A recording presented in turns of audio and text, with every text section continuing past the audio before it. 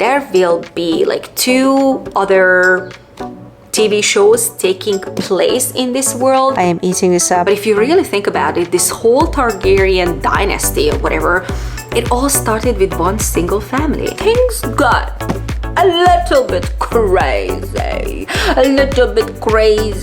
George R.R. Martin is serving us with amazing female characters. I have 2 announcements. I'm tearing up because it's over. The book is over. Hi guys, welcome back. Or welcome to my channel. If you're new here, my name is Zsuzsi. You all know the drill. Please let me know in the comments below what is the book that you are currently reading and whether you like it or not, or you just feel like meh about it. Today's video is not a video that I was planning on making, filming, and today's book is not a book that I was planning on reading. But here we are. We are reading Fire and Blood by George R.R. Martin. Now look guys, I am trash for the TV show. I am trash for the House of the Dragon. I don't know how it happened. It's like the characters, like Daemon. Hello, Aemond. That's like an even bigger, like, hello. Witches, I mean, come on. And of course, like the dragons, I should have started with the dragons. I don't know why I didn't start with the dragons, but I'm obsessed. I am trash for the TV show. And I really want to read this book because, like, for 2 reasons really. One, I really want to learn more about the Targaryen ancestry, like, you know, all the characters that we are discussing in the TV show. I want to know more about their ancestry. And also, I think that HBO now announced that there will be like 2 other TV shows taking place in this world, and one of them will be specifically about Aegon the Conqueror, and I want to read more about him. I want to read the book like before, you know, that new TV show comes out, whenever it comes out, and I just want to know more about this whole world, and I am just obsessed with them. What else can I say? This book is written as a history text, you know, by the maesters of Westeros, and there are very limited dialogues in this book, so I am curious how this is actually going to work for me. Now this book is just the collection of multiple accounts from different historians, and because of that, like, nothing is really set in stone. We don't really know the truth, we don't really know what happened, and I can definitely tell that the TV show is already playing with that, because they are like, yeah, this is what the history book said, but this is what really happened in that time between the characters. As far as the spoilers go, if you are somebody who's watching the show and you don't want the show spoiled for you, like, I totally get it. So I thought to make kind of like a compromise and discuss everything from this book except those couple of pages. I mean, couple of pages. This whole book is like what? Ooh, 737 pages, so it's not like a couple of pages, but I am not going to deeply review the chapters that are the base for the TV show. I just want to discuss everything else about the Targaryens and the dragons, and I just have a feeling that we are going to have a blast. I cannot wait, you guys, to start reading this book, so that's what I'm going to do, like basically right now once I turn off the camera. So see you guys in a couple of seconds when I will give you my first review, and I'm hoping that it will be a little bit more coherent than this one, because it's not enough that my brain is melting in this summer heat. Also, I'm just like, I cannot get over Daemon. Am I going to have a new fictional crush, guys? Am I going to have a new fictional crush? We'll see. We'll see at the end of this video. Okay, guys. This is going really well. I am obsessed with this book already. I read the first 75 pages, all about Aegon and his conquest, right? In like 2 hours. I was a little bit afraid of this book because it's just such a dense text, and I wasn't sure that I was going to enjoy it, but honestly, the writing is exceptional. It is so good, and the pacing is just perfect. I am not bored reading this book, like not at all, despite it being just a super dense text with very minimal dialogues. So I'm loving this. I will continue reading Aegon and his story, and I think I will check in with you guys once I finished, like, you know, his chapters and his story. I am eating this up. I'm loving the characters. I'm loving the dragons. I love learning about the Targaryen ancestry. So this is going insanely well so far.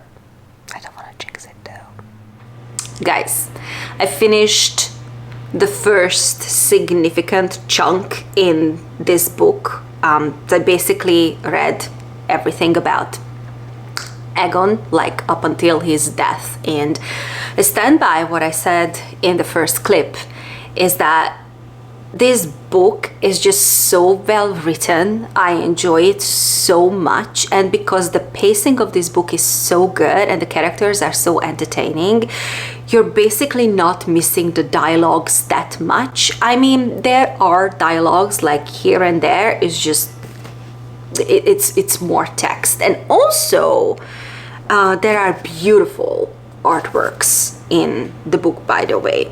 And because I am mostly reading this book physically, also, like, I just love how nice the font is. So, you know, that also adds to the experience. It's a book that is just so nice and quick to read. I am in love. I am loving this. There's a chance that this book will be my first holy grail this year. So just like I said, I basically finished Aegon's chapters, and there were so many things that surprised me reading Targaryen history, and I'm going to share that with you guys. And at the same time, I am going to do my skincare because I like to multifunction. So, Aegon, and everything that I kind of misunderstood in the Targaryen history. So, it turns out that the Targaryens, as far as the dragon lords go in Old Valyria, they were actually not the most powerful family. They were not shit, you know? They were just like super average, and they ended up in Dragonstone and then later on in Westeros because at the time there was this guy, the head of the Targaryen family, Aenys, I think. I will not remember the names, okay? Like that's like 100% sure. And he had a daughter called Daenerys, who was a seer slash dreamer, kind of like Helena is in the TV show. And she was like, Daddy, I saw something, and the doom is coming in like a couple of years. If we want to survive this, we have to run basically from Valyria. And her father listened to her, and they left Valyria. They get on the ship, they got the family, they had the dragons, the servants, whatever, and they were like, we're leaving. And at the time, everybody in Valyria thought that because they are not a powerful family, they are like, you know, basically just like running away because they are weak or whatever. And then 12 years later, the doom came, and everybody basically in Valyria died, and then the Targaryens as a family, and then also the Valyrians as a family, but the Valyrians are not dragon lords, right? But they both escaped and kind of like, you know, restarted their whole life. And the whole thing just made me think that if you really think about it, I mean, incest is a very big thing in this show, but if you really think about it, this whole Targaryen dynasty or whatever it all started with one single family, because then they started like marrying each other, brother, sister, and then their sons and daughters, they like, you know, married and then had offsprings. And I'm like, oh my God, this is something that I'm just realizing that, yeah, everything started out with one single family. Wow. And of course, we hear a lot about the dragons. And now, again, I know, and this was surprising to me, that Balerion, which was the black dread, the biggest dragon, right? He was the one who came with the family to Dragonstone because they settled on Dragonstone. They didn't enter Westeros. They settled on Dragonstone. And that's where they lived for like generations. And that's where Aegon was born. And I didn't know that. For whatever reason, I thought that Aegon was somebody who conquered Westeros from like Valyria when they escaped the Doom, right? That was like all wrong. He was born on Dragonstone. And also some of the dragons that we hear in the TV show, like for example, Vhagar, she was also hatched on Dragonstone, right? And then Aegon had two sisters, Rhaenys and Visenya. And then again, because we know that like incest is a big thing and like keeping their Valyrian blood clean, it's a thing. He married both of his sisters, one for love and then the other one just simply because that's how it was done, like you married the eldest sister. And those three were the ones with three dragons basically conquering Westeros.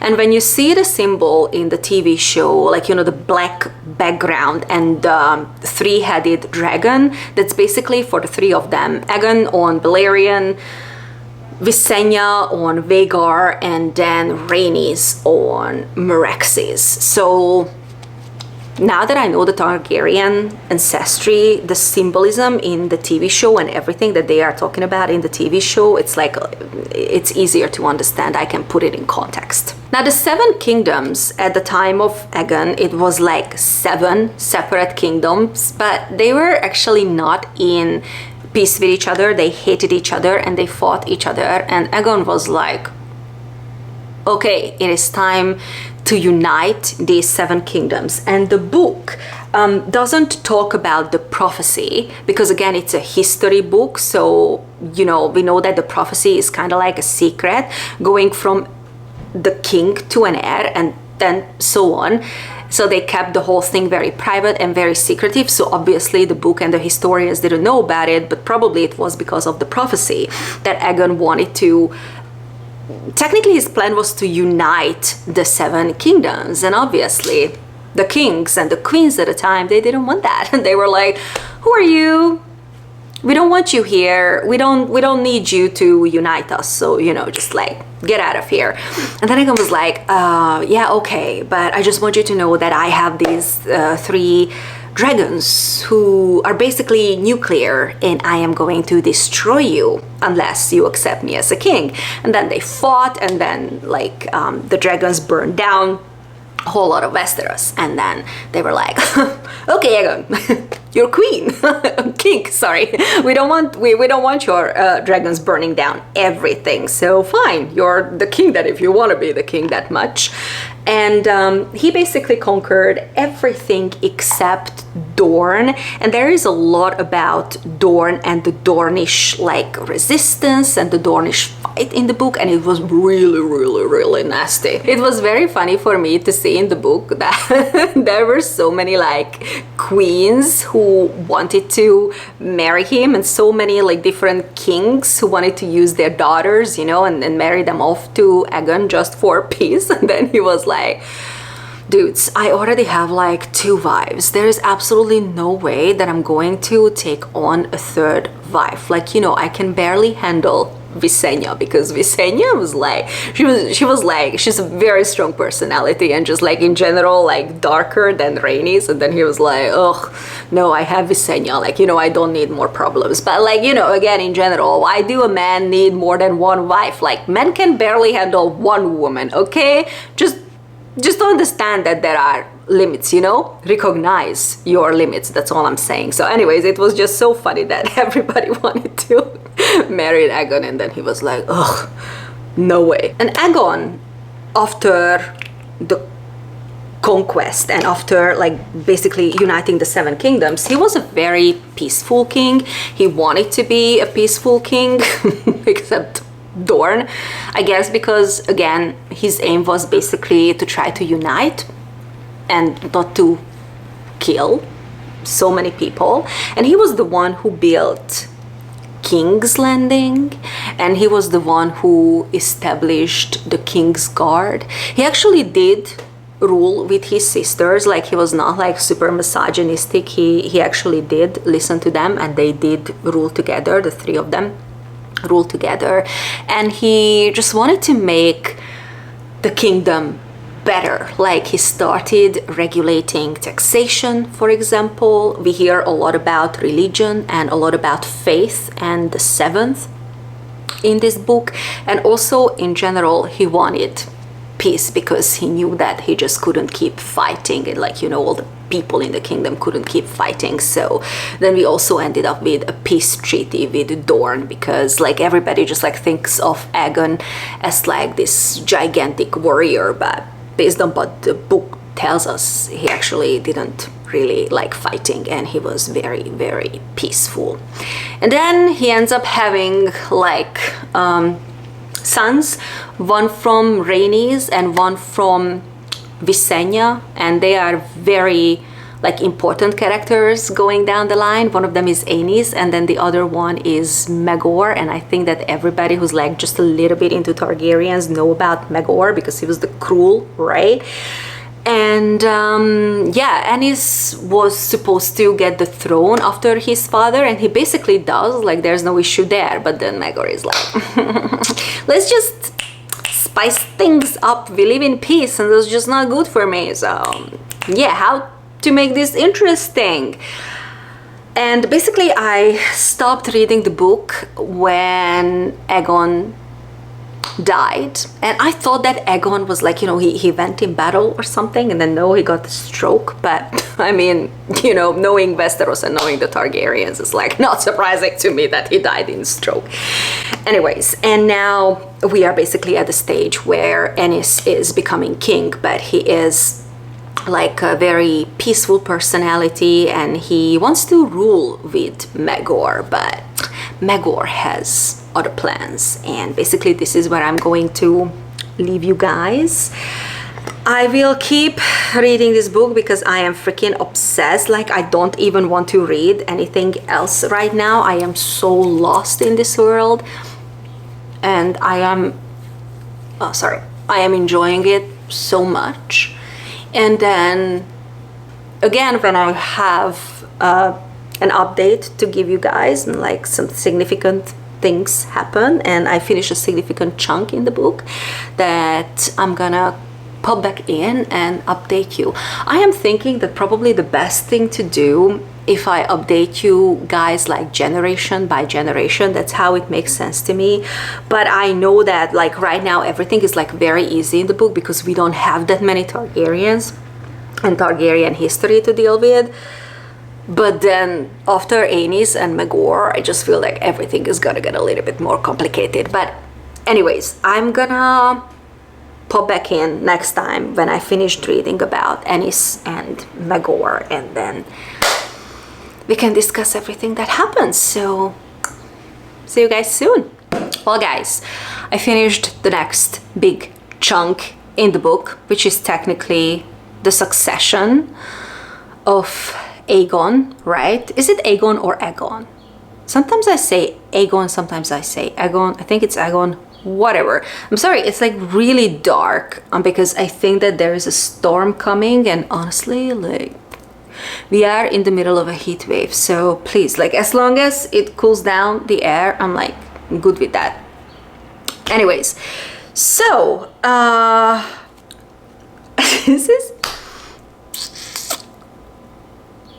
And this was the section in the book when things got a little bit crazy. A little bit crazy because Maegor is like a psychopath. I mean, I don't want to call him a psychopath because in my books, when it comes to the Westerosi universe, it is definitely Joffrey who is the psychopath, you know? So, like, Maegor was crazy, but he was still not as bad as Joffrey, and I think that says a lot. Oh, guys, and before I forget, I got the audiobook from Libby because I had to do things around the house and I wanted to keep listening to this book because when I'm telling you that I'm obsessed, I mean it. I'm freaking obsessed, okay?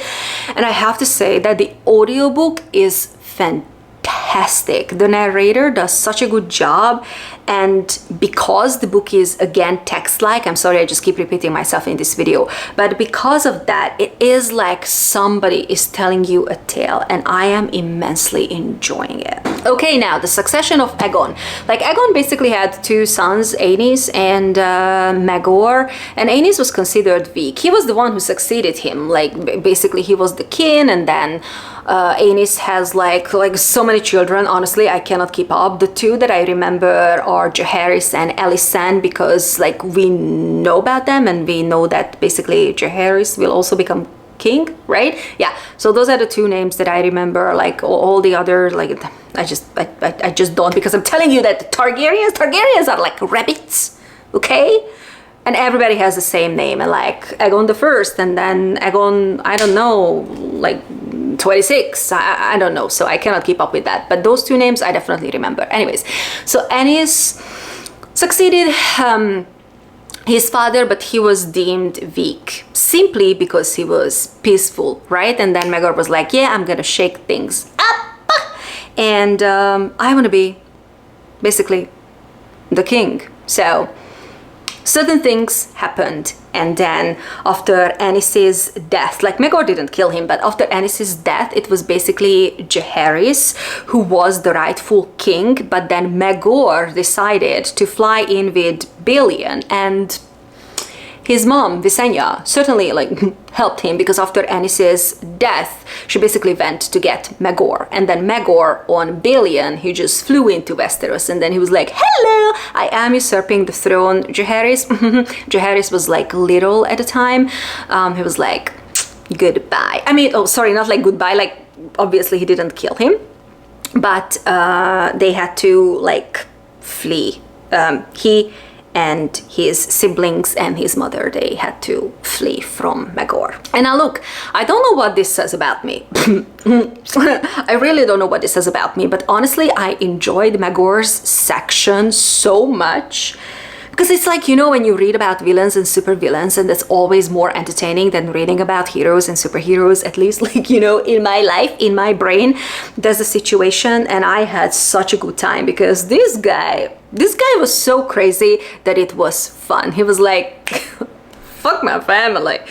And one of the biggest thing for him was that while Aenys had so many heirs, and like, you know, he was like so like productive in that way, he unfortunately didn't have any heirs, and it didn't matter who he married. Like, honestly, I couldn't keep up like how many wives this guy had and how many women he killed and how many servants he killed. After a while, you honestly just lose track.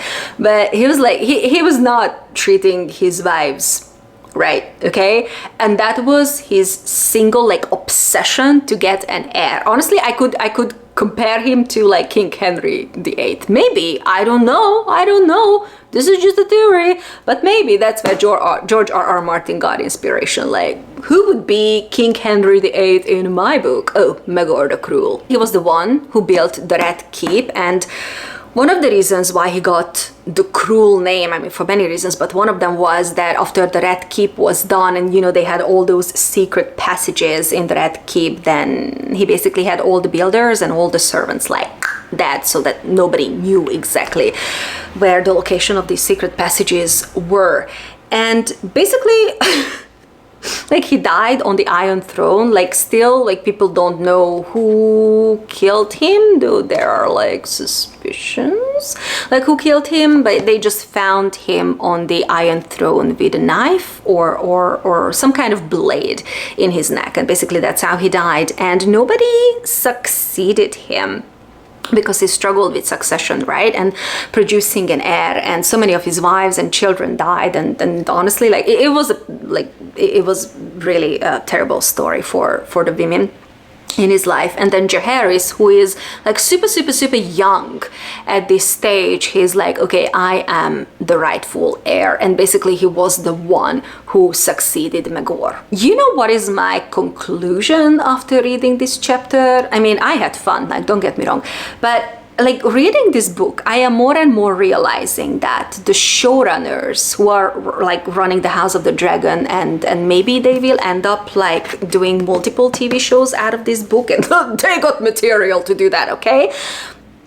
What I'm realizing is that the TV show has so much room to play with, because when it comes to this book, certain things happen and then nobody really knows what happened. Is just rumor has it, and this is how the historians recorded it. And then, ooh, like we want to, like, you know, spare the reader telling you too much details, like literally, like that's in the book, like, you know, oh, this is what happened, but we actually, it's a very gruesome detail, and we want to like spare the reader from these details. It's like okay, well, I don't know if George R.R. Martin wrote this book like thinking, because this was published in 2018, right?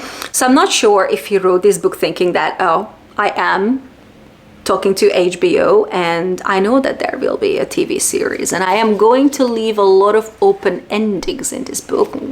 I don't know, but kind of like that, that's how I feel. But I don't know, maybe that's just like my dark, twisted mind. Anyway, I am loving this book. I am loving everything. I am loving the world, of course. The writing is exquisite. The pacing is exquisite. I adore the characters. Oh, and as far as we're talking about the characters, the dragons! I forgot to tell you guys about the dragons. Like most of the dragons that we hear about in the TV show, like Balin and Vhagar and Vermithor and Dreamfire, like they all hatched, and they are basically characters in the book. And honestly, they are my favorites. The dragons are my favorites. I am freaking obsessed with this book. And you know what? Like nothing can go south. This book is going to be easily one of my holy grails. Like the first holy grail, really, this year. And this is like July. So, adore you. I adore you. I adore you so much. Okay, the next section in the book is gonna be Jaehaerys and Alysanne's reign, and they were the ones who ruled Westeros for like, I don't know, like 50 years or something like that. So this is gonna be long, like I think at least 200 pages or around that. So I'm gonna pop back in when I am done with them, and then I will be able to give you guys the next update. But honestly, I feel like I can just keep saying the exact same thing, that I adore this book. I adore everything about this book. But anyways, see you guys in a couple of seconds. Hey guys, I just wanted to check in quickly. It's 5 a.m. I'm like super tired. I am about to have a coffee and then hit the road, because I am going to the beach today. I am going to Manchester by the Sea. That's where my favorite beach is. And I am taking Fire and Blood with me, of course, because I can only repeat myself and sound like a broken record, but I am obsessed with this book. So I am not leaving this book at home. It will be the perfect beach read to me, personally. Now, I have started Jaehaerys and Alyssanne's chapter, but only like, you know, chapters, I should say, because the reign was so incredibly long that there are multiple chapters and like hundreds of pages. I am very early in, like 10 pages or something like that, and I can already tell you guys that I'm gonna love Alysanne. It's not gonna be about Jaehaerys to me. It is going to be about Alysanne. I am freaking obsessed. So let me get completely ready. Then we hit the road, and we will keep reading Fire and Blood. And the next time when you will see me is probably when I am ready for my next check-in. So enjoy the footage, this little b-roll that I will film for you guys, and then I see you in my next update.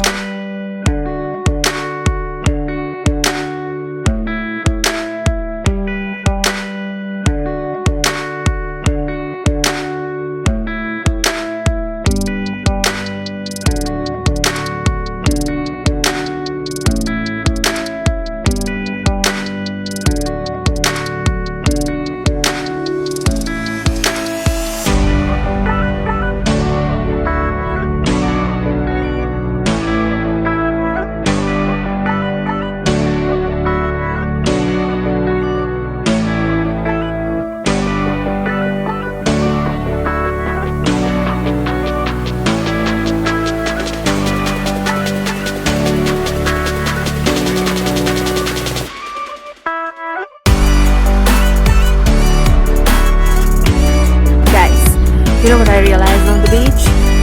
That this is one long ass book. I spent almost the whole day reading on my way here and on the beach, and probably I will do the same like on the ride home. Still, I have at least 300 pages left. Damn.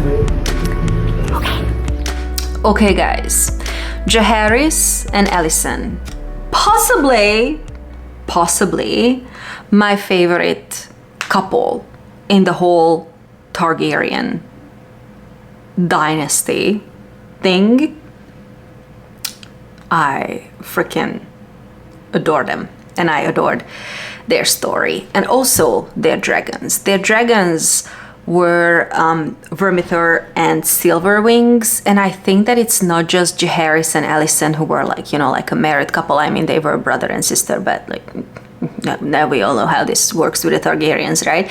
But when it comes to their dragons, like Vermithor and Silverwing, the dragons were also like mates.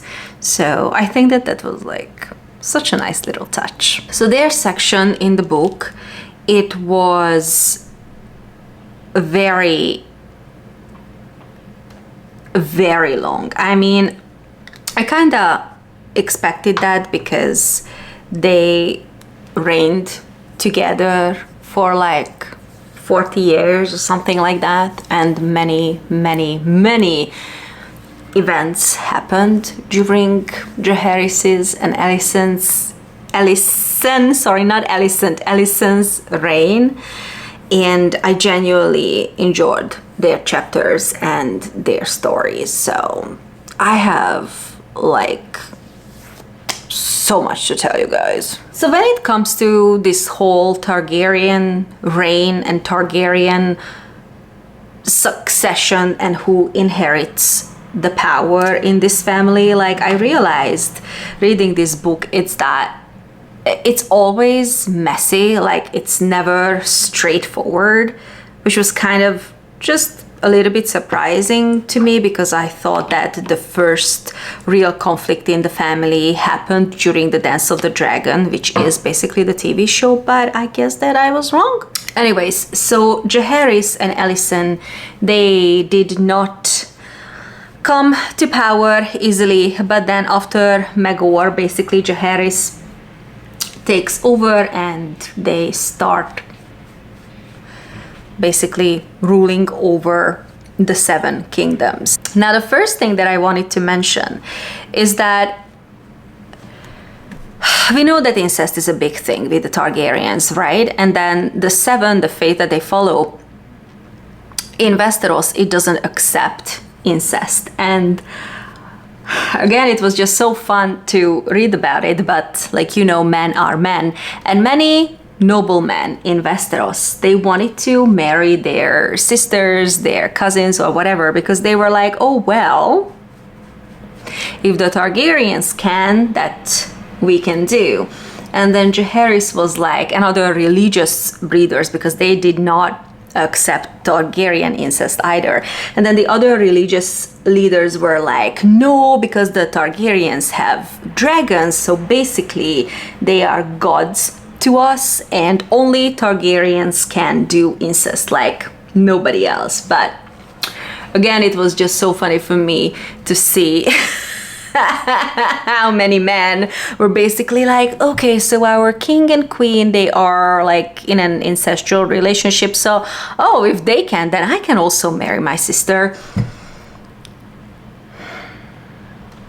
How sick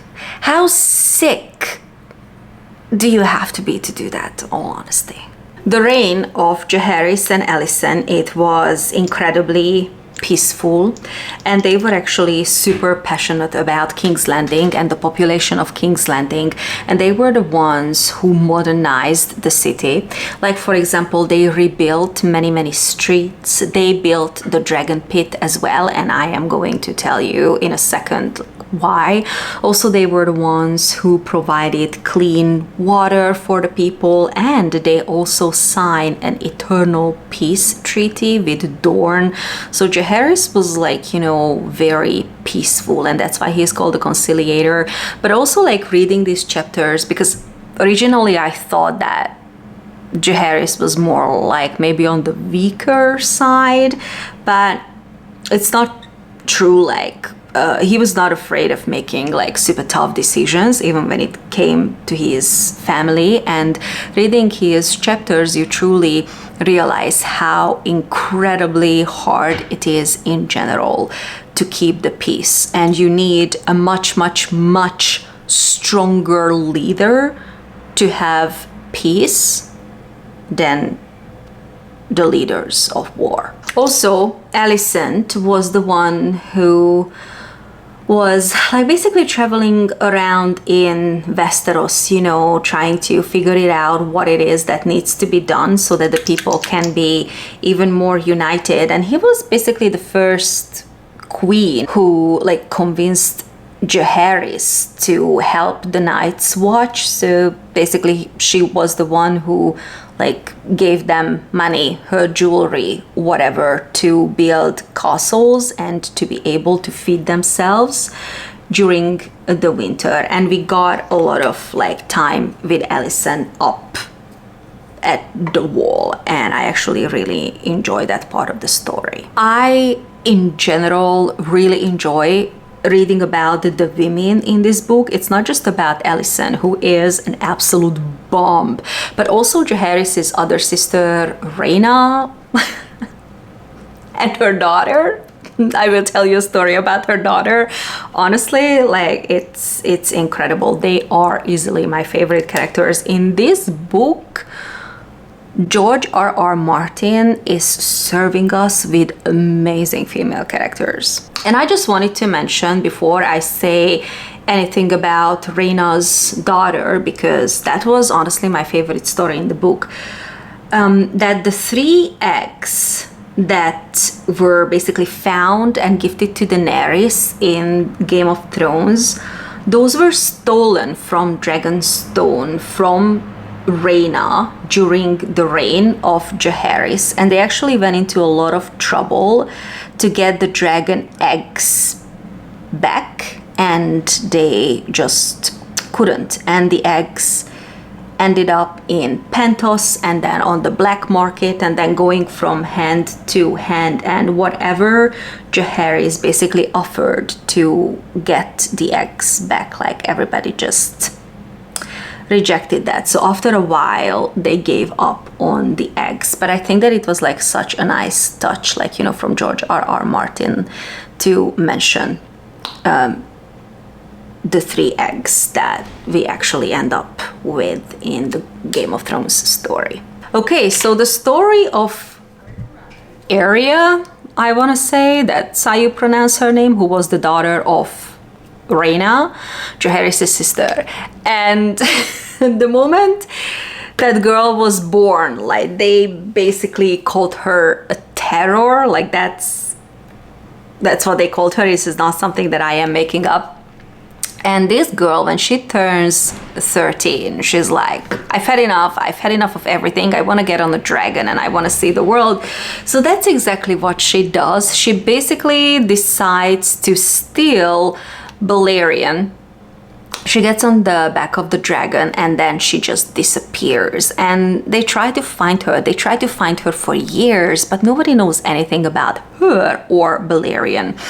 And as The years go by, suddenly she returns to Westeros, but she has a mysterious disease. And this was so interesting to me in the book, and unfortunately it's not something that the author spent a lot of time explaining it to us, like, what exactly happened. And this was like so cool, so I felt like, Mr. George R.R. Martin, you could have like maybe fleshed this out a little bit more. But when she returns with this mysterious disease, which was like really disgusting, she was burning up with fever. And also there were like creatures crawling under her skin. And ultimately she died. And because she couldn't speak, because she was so incredibly sick, like nobody was able to, ask her like, where the hell have you been, girl? So the Maesters and Jaehaerys and everybody basically came to the conclusion that probably Balerion, who was the dragon that was born in Valyria, and that was the only like thing that he really knew before Dragonstone, he probably took this girl, this teenager there, and then somehow she caught this very mysterious disease, and nobody really knows what happened to Valyria after the doom. And even Balerion himself, the dragon himself, came back with scars, and basically they think that there are all these monsters now in Valyria who just, took over the land. And this is when we got to know a little bit about how Targaryens bonded with the dragons and why actually the doom happened in Valyria. And because that whole part is very interesting to me, to me it was a very interesting part in the book, because basically they say that when the Targaryen, not the Targaryens, sorry, but like the dragon lords in Valyria, because everybody there was a dragon lord, when they found the dragon eggs, then they used blood magic and dark magic to be able to ride the dragons, basically. And many think that the doom happened because they angered the gods with this blood magic and with this dark magic. And apparently they did also like human sacrifices to be able to maintain the magic and be able to ride the dragons. Anyways, so through Arya's story, we got to know a little bit more about Valyria and about the situation and how like Valyria, that territory, is currently looking like or ruled by these monstrous creatures. But unfortunately this was only a couple of pages. But after this, Jaehaerys decided that the dragons are not allowed to fly wherever they want to fly. When they are not with a dragon rider and being trained or fed or whatever, then they need to be basically chained in the dragon pit. And that's how and when and why they decided to build a dragon pit in Queen's Landing. King's Landing! I wish it was Queen's Landing, but it's King's Landing. Now, Jaehaerys and Alysanne had about 12 or 13 children, I don't remember exactly. They had many sons, many daughters. But unfortunately, Jaehaerys outlived them all. All of their kids died, and also Alysanne died before Jaehaerys died. And because of that, because all his like sons and whatever died, he didn't have an heir, and he didn't want the realm and the lords fighting and everything basically being in pieces. So he decided, and this is something that we know from the TV show, he called the council and he was like, okay, it is your job now to choose who's going to be my heir. I have grandsons, I have granddaughters, and now you choose. And now we all know, because of the TV show, that it was Viserys instead of Rhaenys who were selected by the council. It was actually a lot more complicated, this whole situation. The TV show didn't discuss a lot about this situation. There were many people and many lords who supported Rhaenys and Laenor specifically, because it was not necessarily about Rhaenys but Laenor. Laenor was just very, very young at the time. anyways. But now we got to the part in the book where it is basically the dance of the dragons and everything that happens in the TV show and after, like, you know, the dance of the dragons. But obviously, if you know what happens after the dance of the dragons, that spoils the dance of the dragons and the TV show itself, and I am not going to do that. So this is the part of the video where everything is going to become spoiler free, just like I promised in the beginning. I am not going to spoil the TV show to you guys. So once I finished the dance of the dragons and then the aftermath chapters, and it's going to take like hundreds of pages. The funny thing is that the dance of the dragons chapter, I don't think it's that long. It's like between 50 to 100 pages, and we're just going to have like multiple seasons when it comes to the TV show, right? But anyways, next time when I pop back in will be probably when I finish the book, and I will give you my overall thoughts about the entire book. I have two announcements to make. Number one, I finished this book. I finished Fire and Blood, and I am blown away by this book, by this masterpiece. I wanted to pop in to give you guys kind of like an immediate reaction to the ending of this book, because I finished this book like 10-15 minutes ago. I just needed some time to set up the camera. I don't know what else to say other than wow, wow, wow, wow. I am blown away by this book. This is a freaking masterpiece, and I have no idea how George R.R. Martin created this world, this universe, these characters. Respect. Okay, that's all I can say. Respect. I have a huge respect for fantasy authors in general, because again, I have no idea how they create these worlds, but this is like something that I've never read before. And this is basically taking us to the second announcement, because guys, this book is the best book of 2024. It is only July, but I can already tell you that this book will be the best book of 2024. This book is now one of my holy grails, one of my all-time favorites, quite possibly the best fantasy book that I've ever read in my life. There you are. There you are. I am making this announcement and I am uploading it to the internet, and you guys can totally hold me to this statement in the future. Okay? Now I need to go and I need to process this book a little bit. This 700 pages of beautiful, beautiful, beautiful masterpiece. Honestly, I didn't want this book to end. I enjoyed it so much. Wow. Wow, wow, wow. Well, guys, welcome to the last update, to the last section in this video. And that is my final wrap up, my final thoughts for this book. Now, I know again that I didn't really say much about the Dance of the Dragons, the dying of the dragons, and then the aftermath that is in the book. It was around like 250, 270, 75 pages. So still it was like a significant chunk, but again, just to avoid spoilers, I'm not gonna say anything about it. What I'm gonna say is that this book, The Dance of the Dragons, The Dying of the Dragons, it got crazy. It was unhinged.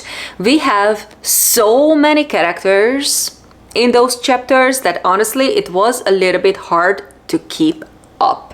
It is mentioned in the book that Targaryens, just like I said, they are like rabbits. They really like to reproduce, and by the end of the book, honestly, it's like pretty clear, because you cannot even follow who is who and who's whose child, mother, father, sibling, aunt, nephew, whatever. It is really fun to see throughout the book, because again, we start out with one single family and just a couple of characters, and then again it just gets unhinged. I think that the perfect subtitle for this book should have been The Rise and Fall of Targaryens or something like that, because we discuss everything in this book about the Targaryen family, and I am in love with the lore associated with the dragons, the dragon lords, the Targaryens, and I kind of want George R. Martin to take us to Valyria, to do a prequel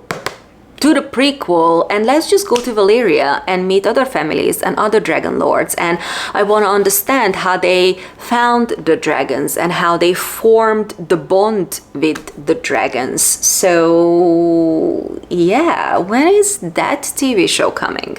I was not bored, not for a single second reading this book, okay? The pacing was excellent and the characters are so unique, honestly, every single one of them, and easily we have hundreds of characters in this book, guys, and none of them is the same.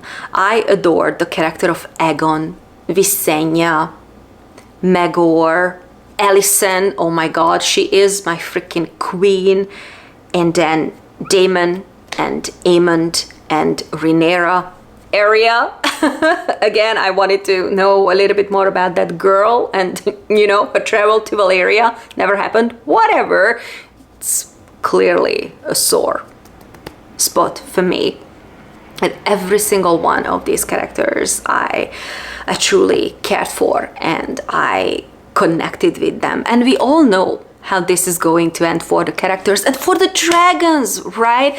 Because the true characters in this book, they are definitely the dragons. And again, we all know how this is going to end for the characters and for the dragons, but like, my heart when the dragons started, you know, dying, when we started losing them, and I'm like, I can't. You know what? Okay, kill off the characters, kill off the humans, fine, I can deal with that. Just leave the dragons alone. This was not a short book, 700 plus pages, but honestly, I did not want this book to end. I love the Targaryens. I love how some of them are so crazy, but then some of them are so kind and genuine and honest, and some of them are absolutely just like up in the brain, and then some of them are so loving and such compassionate leaders. Like, oh my god, I love this book. I didn't want it to end, but it ended, and now I will just have to make do with the TV show. And as long as we are talking about the TV show, tell me guys what you think, because honestly I feel like that the first half of the second season was actually really good. And now we are, as I am filming this, we are on episode 6, 7 soon. And honestly, I'm a little bit bored. I'm not gonna lie. So I hope that they're not gonna pull a Game of Thrones with the House of the Dragon, but whatever. The book is done. Now all I have left is the TV show. The best freaking fantasy book that I've ever read in my life. I am in love.